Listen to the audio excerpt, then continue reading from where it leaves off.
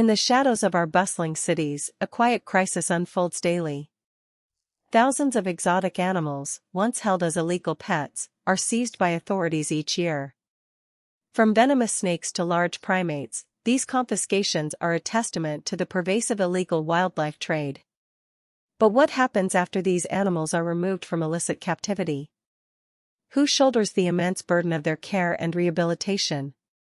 For years, this question loomed large, challenging local authorities and overburdening individual shelters. The journey to a second chance for these creatures is often far more complex than a simple transfer, demanding an infrastructure almost as hidden as the trade itself. Responding to this growing demand, a specialized network of underground animal sanctuaries has emerged. These aren't your typical local shelters. Instead, they represent a highly coordinated, often clandestine system designed specifically for the unique challenges of confiscated exotic animals.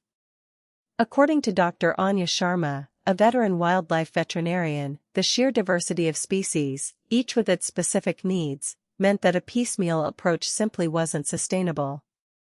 This necessity spurred collaboration, forging a web of facilities capable of handling everything from an injured macaw to a traumatized tiger, often across vast geographical distances. The scale of this problem necessitates an organized response. Data from the Global Wildlife Confiscation Database, which aggregates reports from over 50 countries, highlights the growing numbers. In 2023 alone, over 12,000 exotic animals were seized globally. This figure represents only documented cases, with experts like Dr. Julian Croft suggesting the actual number could be 3 to 5 times higher. These animals range from small reptiles to apex predators, each presenting a complex set of welfare and logistical considerations that individual facilities could never manage alone. The imperative for a network is not just convenience, but critical necessity. When a seizure occurs, time is often critical. Local authorities, after securing the scene, immediately engage what is known as Phase 1 response through the Global Sanctuary Networks (GSN) Rapid Deployment System. This protocol, detailed by GSN Operations Director Elena Rodriguez, involves a multidisciplinary team assessing animal health, species identification, and immediate welfare needs. Our goal, Rodriguez states, is to stabilize the animals and prepare them for transfer with minimal stress. This initial assessment is crucial, determining not only immediate medical needs but also the long-term specialized care required, which then dictates placement within the network. At the heart of this coordinated effort is the Global Sanctuary Network itself. It's not a single entity, but rather a consortium of independent, specialized facilities that agree to common standards and a shared database. This digital nervous system, as GSN's technical lead Dr. Kenji Tanaka describes it, allows for real-time tracking of available space, specialized veterinary resources, and expert staff across continents. Without this centralized information hub, Tanaka explains, coordination would be impossible. The network assigns each rescued animal a unique identifier, tracing its journey from seizure point to its new, permanent home, ensuring accountability and continuity of care. Moving a seized exotic animal, especially large or dangerous species, presents significant logistical hurdles. The GSN employs specialized transport protocols, often involving custom-built crates and temperature-controlled environments. Dr. Lisa Chen, a GSN logistics coordinator, highlights the complexity. We've coordinated everything from charter flights for chimpanzees to refrigerated trucks for cold-blooded reptiles. These operations require permits from multiple jurisdictions, international cooperation, and meticulous planning to minimize stress and ensure safety for both the animals and the transport teams. This is where the network's strength truly shows, pooling resources for otherwise impossible tasks. Upon arrival at a GSN-affiliated sanctuary, every animal enters a mandatory quarantine period. This isn't just a separate enclosure, it's a critical infrastructure component designed to prevent the spread of diseases. Dr. Samuel Price, head of health protocols at the Serenity Wildlife Sanctuary, explains, many confiscated animals arrive with unknown health histories, carrying zoonotic diseases that could devastate an existing population. These facilities feature strict biosecurity measures, separate ventilation systems, and dedicated staff. They are equipped for initial medical treatments, dietary adjustments, and behavioral assessments, forming a crucial buffer before an animal can join the general population. The network's true medical prowess lies in its specialized veterinary teams. Unlike general practitioners, these vets are experts in exotic species, from avian anatomy to large carnivore physiology. "You can't treat a python like a dog," states Dr. Clara Rossi, a lead exotic animal veterinarian. "Their biology, metabolism, and disease profiles are entirely different." The GSN facilitates cross-sanctuary consultations, where complex cases are discussed by specialists from various facilities, leveraging collective expertise. This collaborative medical approach ensures that even the rarest or most challenging species receive the precise, cutting-edge care they need, regardless of their initial condition. Diet is foundational to an animal's recovery and long-term health. Confiscated pets often arrive severely malnourished or suffering from inappropriate diets, leading to chronic health issues. GSN sanctuaries implement rigorous, customized nutritional programs. Nutritionist Maya Singh, who designs diets for a range of species, explains, "We meticulously research natural diets, then adapt them to what's available and beneficial in a sanctuary setting." This can involve importing specialized insect cultures for insectivores, formulating specific vitamin-mineral supplements for primates, or even growing particular forage for large herbivores. These highly specific diets are crucial for reversing years of neglect. Beyond physical health, the psychological well-being of rescued animals is paramount.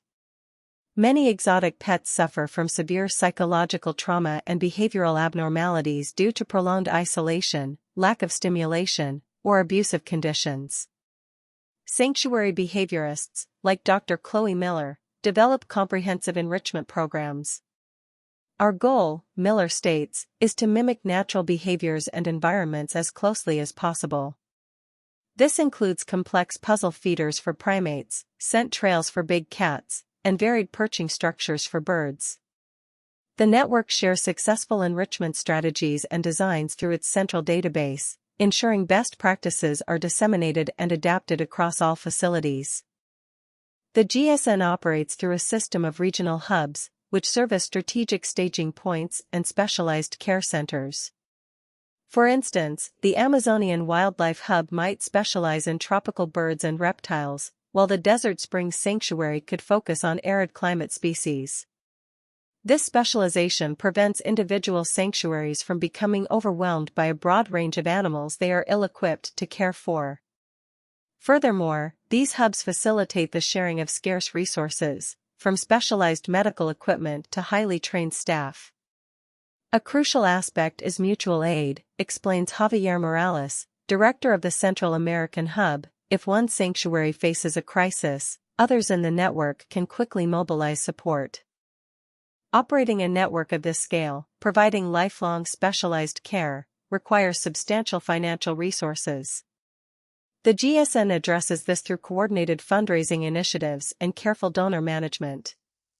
"Funding is our constant challenge," admits Sarah Jenkins, GSN's development director. "Each animal represents a significant, ongoing investment." The network identifies funding gaps, prioritizes urgent needs, and channels donor contributions to where they are most impactful. Donors can even track the progress of specific animals or projects they support through the GSN's transparent reporting system, fostering trust and ensuring accountability for every dollar contributed to the cause. Consider the case of Raja, a Bengal tiger confiscated from a basement in New York City. This wasn't a simple local transfer. Raja required specialized sedation, transportation in a reinforced crate by flatbed truck to a secure airfield, then a chartered flight across the country to a GSN-affiliated big cat sanctuary in Florida. Each step was meticulously planned and executed by a multi-agency team coordinated by the GSN.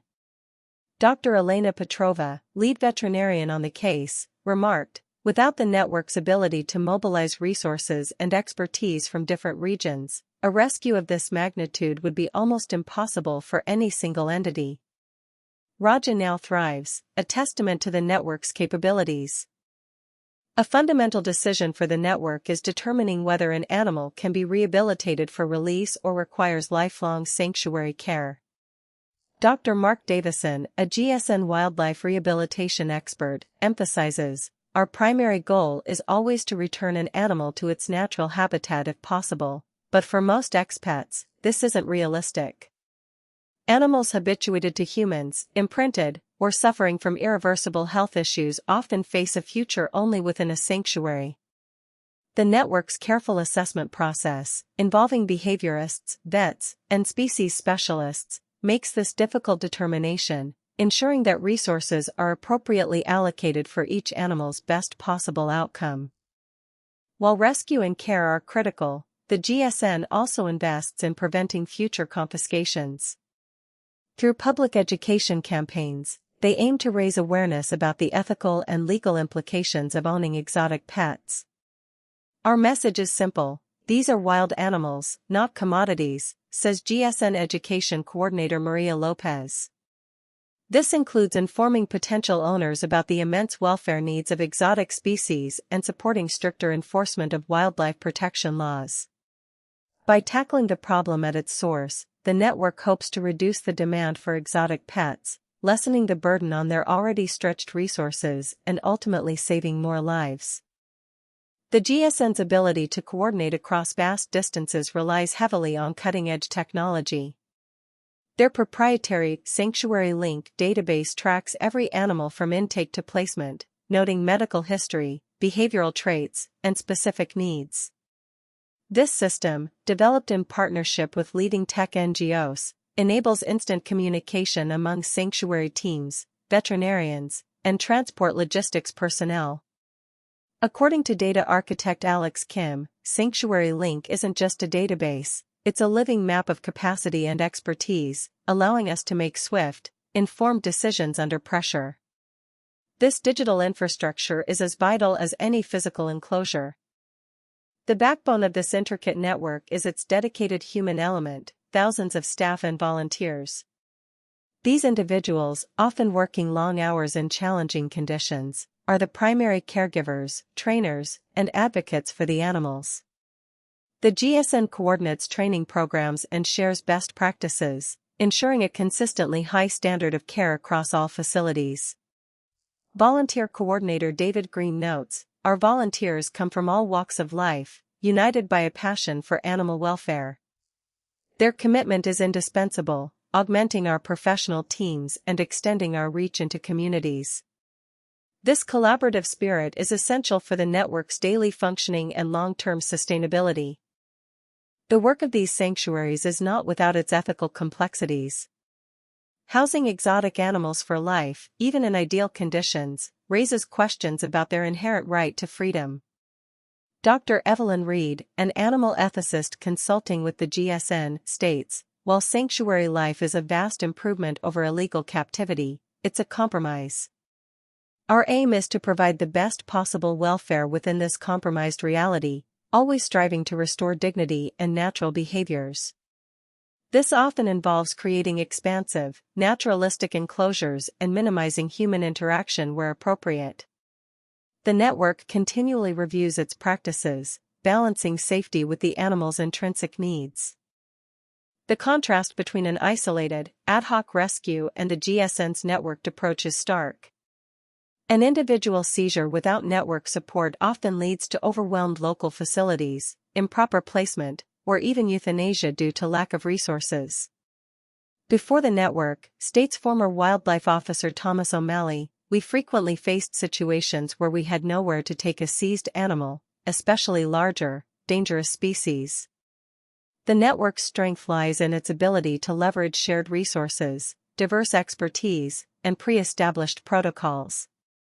This significantly increases the chances of survival and long-term well-being for every animal confiscated, transforming a desperate situation into one of hope and effective care.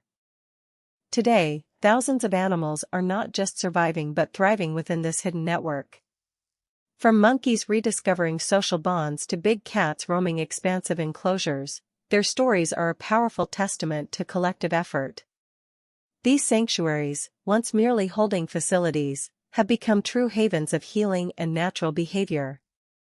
Wildlife photographer Sarah Jones, who has documented many of these transformations, observes, "To see an animal, once broken by human greed, rediscover its wild spirit within these sanctuaries is truly profound.